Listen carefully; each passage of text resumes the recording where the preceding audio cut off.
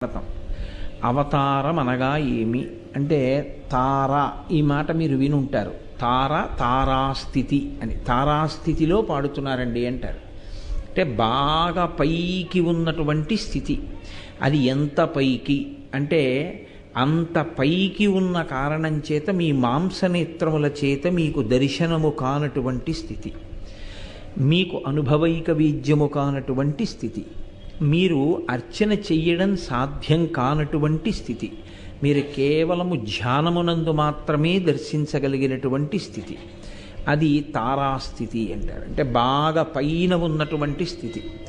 అంత పైన ఉన్నటువంటి స్థితిలో ఉన్నటువంటి పరమేశ్వరుడు మన కొరకు అందుబాటులోకి రావడం కోసం బాగా కిందికి దిగి వచ్చాడనుకోండి, అప్పుడు అవతారము అంటారు.